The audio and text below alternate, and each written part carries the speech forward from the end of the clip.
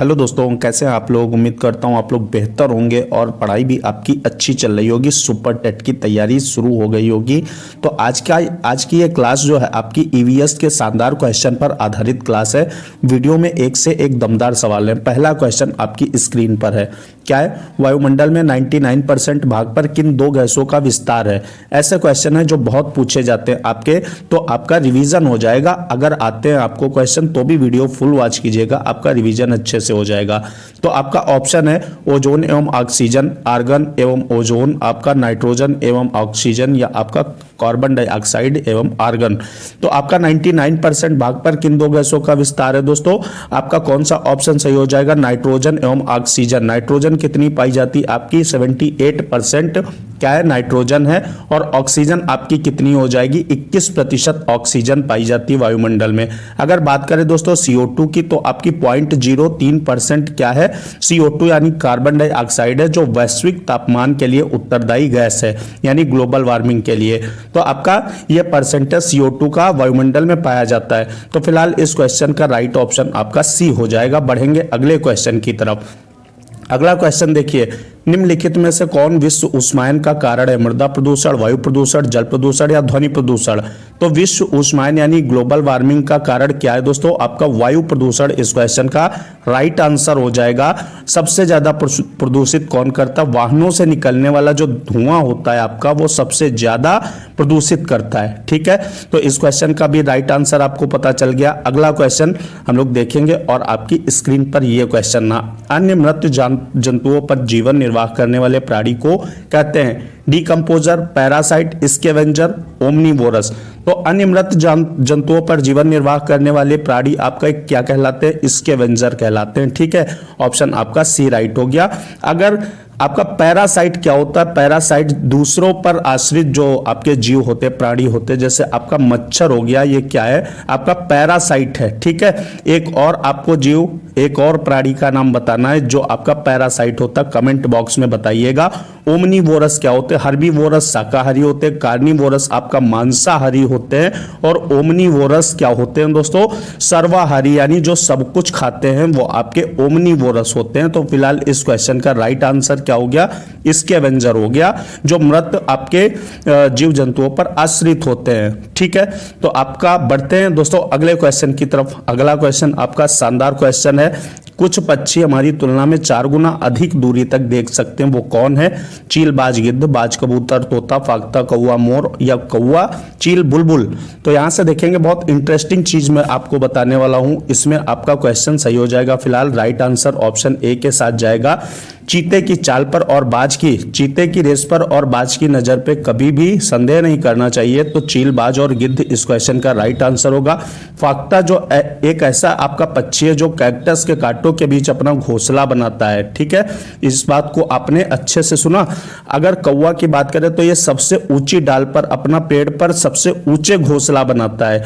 और बुलबुल की बात करें तो दोस्तों, बुलबुल पक्षी के नर और मादा दिखने में क्या होते हैं? समान होते हैं। ठीक है, यहां तक आपको बहुत क्लियर हो गया अच्छे से। अगला देखेंगे क्वेश्चन आपकी स्क्रीन पर है। निम्नलिखित में से कौन अन्य से भिन्न है? मोम, ग्रीस, कोयला या पेट्रोल। तो यहां से देखिएगा, मोम, ग्रीस और आपका पेट्रोल, ये तो सब पेट्रोलियम के उत्पाद हैं दोस्तों। किसके हैं? पेट्रोलियम के उत्पाद हैं। लेकिन आपका जो कोयला है ये आपका पेट्रोलियम का उत्पाद नहीं है। ठीक है, तो इसमें आपका राइट ऑप्शन क्या हो जाएगा? Option C is the right option. अगला क्वेश्चन देखेंगे।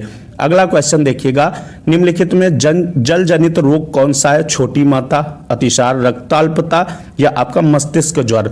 तो इसमें जल जनित रोग कौन सा हो जाएगा दोस्तों? Option B is the right option. अतिसार यानी दस्त लगना आपका जल जनित रोग है। जल प्रदूषित जल पीने के कारण ये रोग हो सकते हैं। छोटी माता आपका रोग जो है पारे की अधिकता से छोटी माता रोग हो जाता है, इस बात को भी याद रखिएगा। मस्तिष्क ज्वर आपका जीवाणु से संबंधित है, जीवाणुओं के कारण होता है। और रक्ताल्पता जो आपका एनीमिया जिसे इंग्लिश में बोला जाता है, ये आपका लोहे यानी आयरन की कमी के कारण हो जाता है। ठीक है, बहुत अच्छे। अगला क्वेश्चन आपके सामने है, सॉल्व कीजिए। लवण जो अपने आसपास के जल को अवशोषित कर लेता है, कौन सा ऑप्शन ए, बी, सी या डी?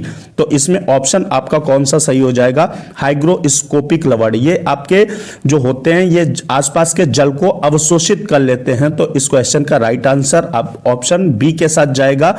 अगला बढ़ेंगे और देखेंगे शानदार क्वेश्चन।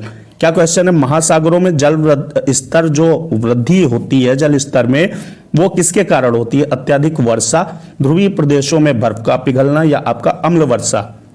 तो महासागरों में जब जल स्तर में वृद्धि होती है तो उसका कारण ध्रुवीय प्रदेशों में आपके बर्फ जब पिघलती है तो आपके महासागरों में बाढ़ आती है या आपका जल स्तर जो होता है उसमें वृद्धि होती है। अम्ल वर्षा क्या होती है दोस्तों? अगर वर्षा जल का जो पीएच मान है वो आपका 5.6 के नीचे पहुंच जाता है तो वो अम्ल वर्षा मानी जाती है। ठीक है, इसमें आपका सल्फर डाइऑक्साइड यानी आपका SO2 की मात्रा अधिक हो जाती है। अगला बढ़ेंगे। फिलहाल इस क्वेश्चन का राइट आंसर आपका ऑप्शन बी हो जाएगा। अगला बढ़ेंगे। क्वाशरकोर नाम का रोग किसकी कमी से होता है? प्रोटीन, कार्बोहाइड्रेट, विटामिन या आयोडीन? तो क्वाशरकोर जब भी आएगा दोस्तों तो क्या हो जाएगा? प्रोटीन आपका राइट आंसर हो जाएगा। क्या प्रोटीन आपका राइट आंसर हो जाएगा? आयोडीन की कमी से आपका घेंघा रोग हो जाता है। किसका? कौन सा?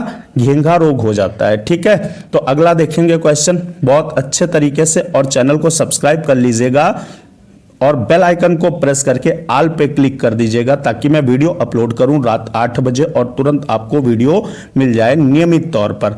अगला क्वेश्चन आपका भूकंप की तरंगों को निरूपित करता है पॉलीग्राफ, इलेक्ट्रोकार्डियोग्राफ, सिस्मोग्राफ या टोमोग्राफ? तो इस क्वेश्चन का राइट आंसर आप जानते हैं सिस्मोग्राफ हो जाएगा।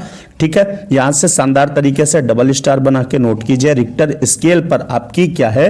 भूकंप की तरंगें मापी जाती हैं। यंत्र कौन सा? सिस्मोग्राफ होता है। और आपके भूकंप का जो अध्ययन होता है वो सिस्मोलॉजी कहलाता है। ठीक है, कौन सा? सिस्मोलॉजी कहलाता है।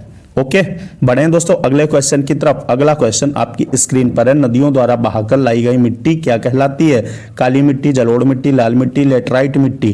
तो नदियों द्वारा बहाकर लाई गई मिट्टी आपकी जलोढ़ मिट्टी कहलाती है। सबसे ज्यादा उपजाऊ मिट्टी की अगर बात करेंगे तो कौन सी? जलोढ़ मिट्टी। और भारत के सर्वाधिक भूभाग पर कौन सी मिट्टी है दोस्तों? जलोढ़ मिट्टी है। ठीक है, इसमें आपका जब नदी बहाकर लाती है जिस मिट्टी को, उसमें आपके खनिज लवण ज्यादा होते हैं, इसलिए इसे जलोढ़ मिट्टी को सबसे उपजाऊ मिट्टी माना जाता है।